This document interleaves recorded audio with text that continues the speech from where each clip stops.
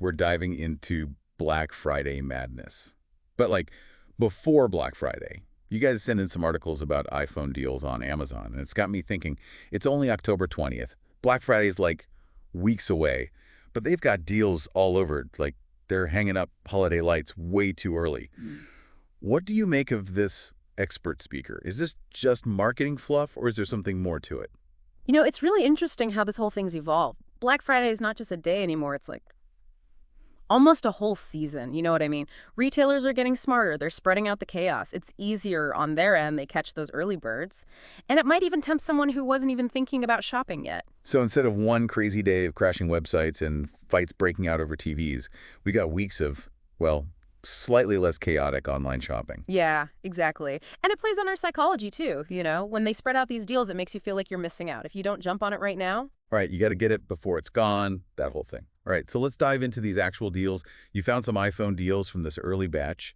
Anything standing out to you?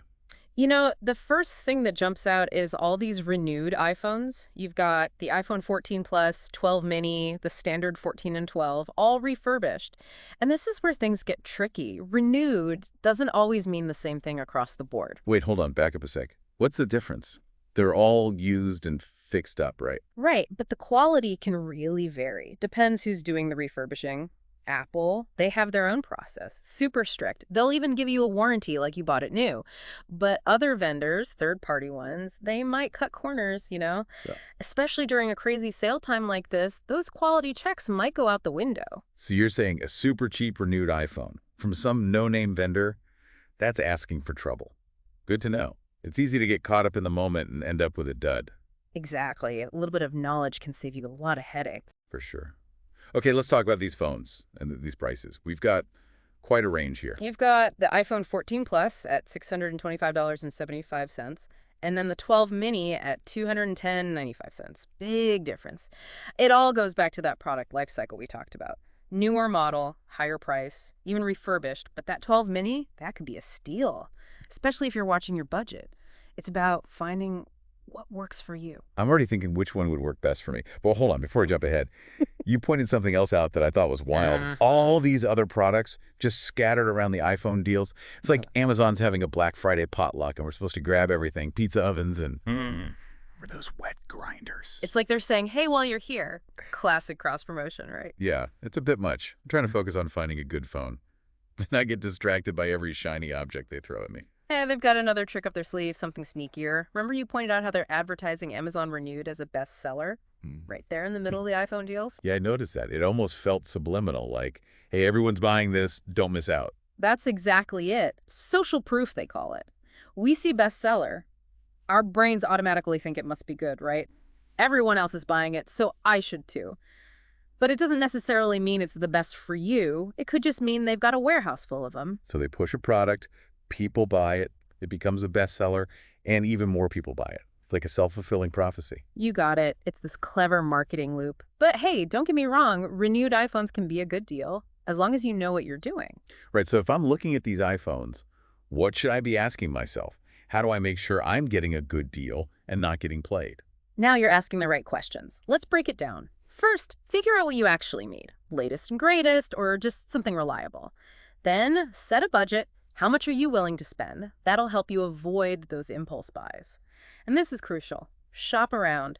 Don't just jump on the first deal you see. Compare prices. Take your time. Do your research. That's how you find the real gems. No panic buying, compare prices, maybe even sleep on it. Got it. I'm feeling more confident already. Okay, so we've covered renewed versus new, comparing prices, not getting swept up in the hype. But what about these specific iPhones? We've got the 14 Plus, which seems like the fancy one, even if it's refurbished. Then the 12 mini, that's like the budget pick, right? And of course, the regular 14 and 12 are hanging around in there too. So for someone like me thinking about upgrading, what are the big differences? You're already thinking strategically, I like it. It's all about trade-offs, right? The 14 Plus, that's your top of the line, even refurbished. You get all the bells and whistles, that big screen. Great for watching stuff if you like a bigger phone. But that comes with a price tag, even pre-owned. Now the 12 mini, that's your contact option. Easy to use one-handed, slips right in your pocket. But if you're used to a bigger screen, might feel a little cramped. So if I'm all about that portability, the 12 mini could be a good shout, even if it's not the newest model. Exactly. It's about what works best for you. And then you've got your 14 and 12. Those are a nice middle ground.